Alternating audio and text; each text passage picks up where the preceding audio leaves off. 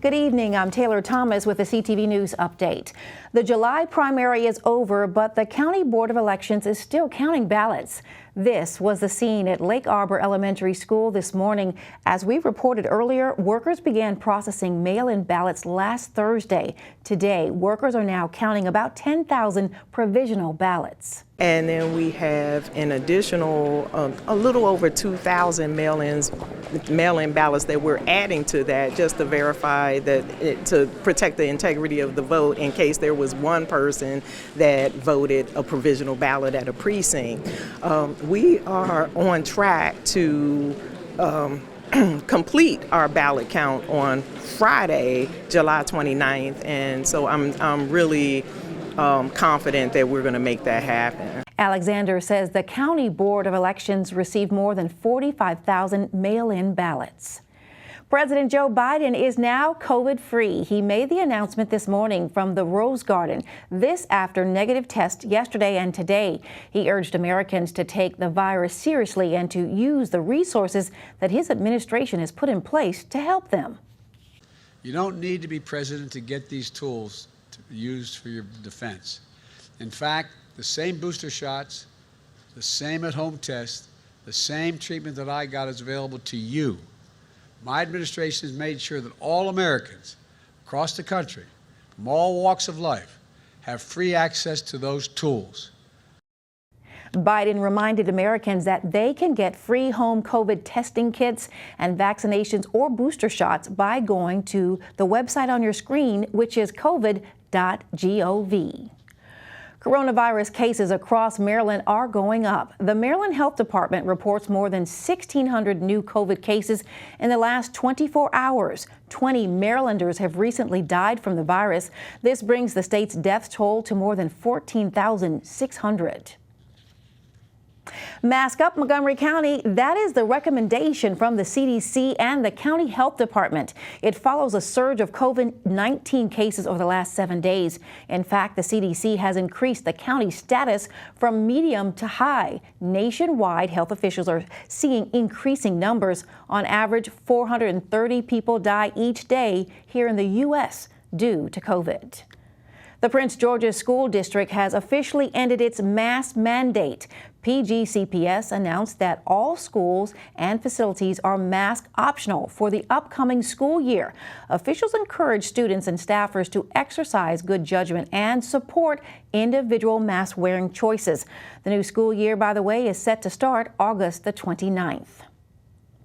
Maryland State Delegate Richard Impalaria is facing theft, embezzlement, and misconduct charges. The state prosecutor's office filed the charges today. The delegate allegedly arranged for the state to make rental payments to his personal landlord. He also reportedly arranged to receive payments from the state for fraudulent furniture invoices. The allegations involve fraudulent payments of nearly $100,000. You're watching CTV News. I'm Taylor Thomas. Coming up, a new newspaper for the Laurel community. Stay with us for more on that story. I think I finally found. Hey, how you doing? Hey, Mason. Hey, Mason.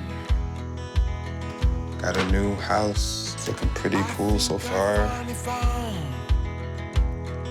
A place that I call home. I'm teaching Louise how to cook some lasagna. It only takes a spark to make a fire start.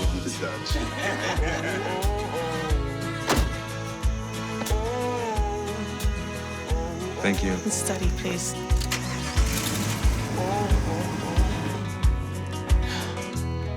I think I finally found a place to make my own.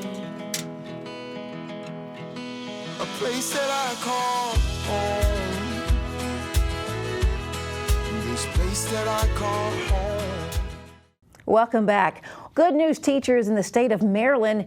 You have been given additional time to get certified before being forced to quit. The Maryland State Board of Education has agreed to give educators 2 more years to get certified.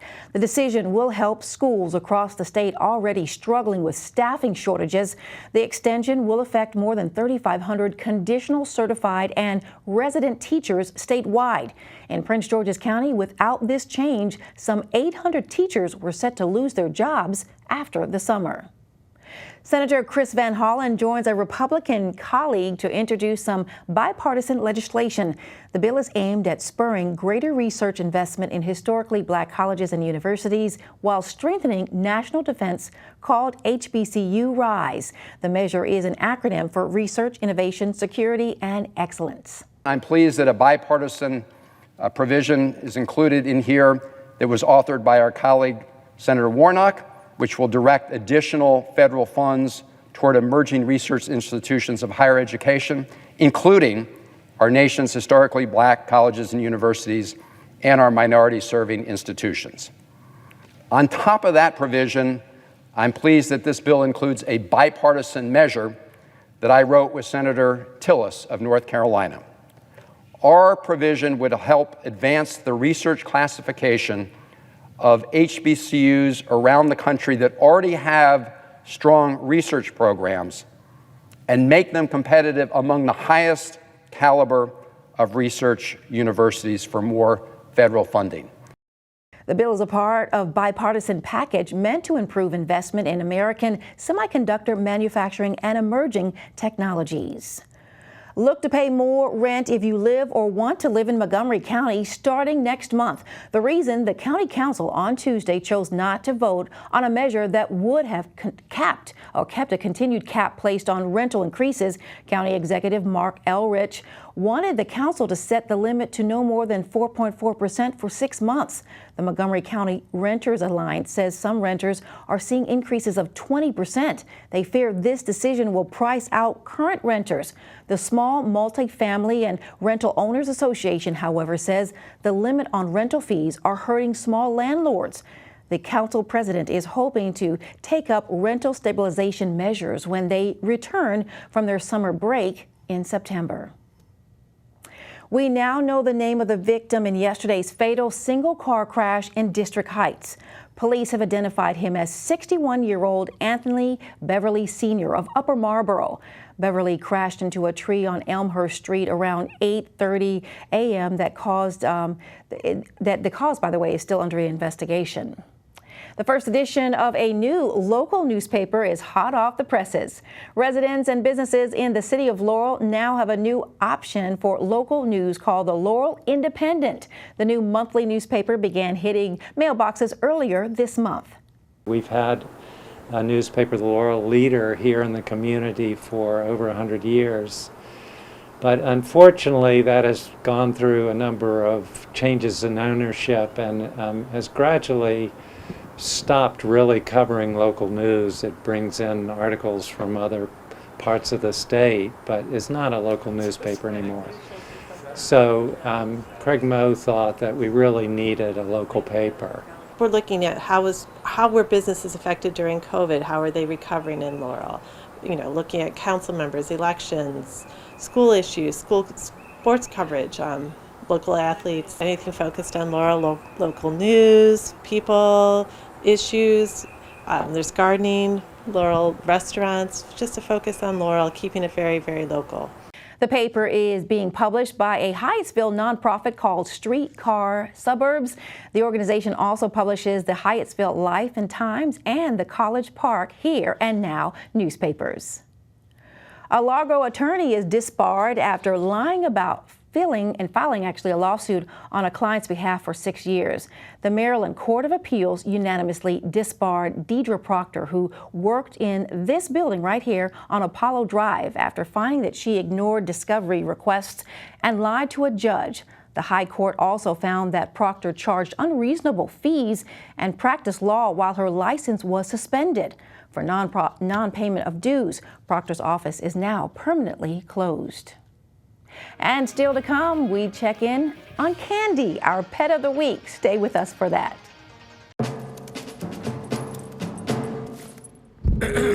Dear humans, I stand here today not for myself, but for every tail wagger, sloppy kisser, and curtain ninja. I stand here for each one of the thousands of dogs and cats killed in shelters each day, asking you to join our cause and help us make sure every best friend has a chance to meet one of their own. With Best Friends Animal Society leading the charge and your help, we can save them all. Welcome back. Police are investigating an attempted armed carjacking in Greenbelt last night. It happened at the intersection of Greenbelt Road and Hanover Parkway a little after 11 p.m. Police say the victim was behind the wheel at a red light, and that's when a car pulled up next to him and 3 men wearing all black got out and started pointing guns.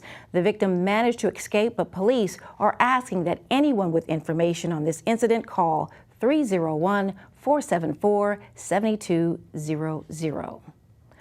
Montgomery County Police are asking for your help identifying a suspect involved in a strong armed robbery at Wendy's restaurant. Detectives have released this surveillance video of the incident. It happened last Thursday around 6:30 p.m. in the 1400 block of Connecticut Avenue. Now, if you have any information on the suspect or the crime, you are urged to contact police. Detectives in Montgomery County are looking for a missing teenager. Emmy Melendez Murillo is a 15-year-old girl from Silver Spring. She was last seen Monday night in the 1400 block of Georgia Avenue. Murillo has brown hair, brown eyes, and is about 5 feet and 6 inches tall. Anyone with information on her whereabouts is asked to contact police. Maryland Lieutenant Governor Boyd Rutherford can take the Beltwoods Natural Environment Area off his to-do list. Rutherford yesterday walked through a part of the 43-acre nature reserve in Prince George's County. In June of 2019, he kicked off his state park bucket list tour. I just exploring the natural resource environmental management area and taking a little hike and getting some information about it. It's part of my state park bucket list, where I'm hitting all the parks and natural resource and environmental and management areas that are managed by the Park Service, the Maryland State Park Service. Beltwoods is one of the last old-growth hardwood forests along the Atlantic coast. And now here's our adorable new pet of the week. Oh wow, meet Candy. She's a 1-year-old black domestic short hair. Candy is very laid back and loves to cuddle up and sleep. Candy is looking for a new calm home with a friendly environment. Hopefully you can help. Now, if you're interested, you can adopt Candy or any of her furry friends by calling 301-780-7201 for more information. Let's get a quick check now on our weather forecast tonight. A chance of storms with lows near 74 tomorrow, partly sunny and some rain with highs around 91. Friday, a high chance of showers with highs around 87. Saturday, mostly sunny with highs near 84. Welcome back weather, right? And for now, let's go to the community calendar. Parents, if your child loves animals and crafts, then you're in luck. Come down to Watkins Nature Center for an animal meet and make event. Rabbits are the lucky furry animals for this event. The event will educate kids on how unique animals are and will open their creativity. The meet and make event will be held on Saturday, July 30th from 11 to 11:45 a.m. You can register and purchase your tickets at mncppc.org through Parks Direct. And that's a wrap of tonight's CTV News Update. I'm Taylor Thomas. Good night.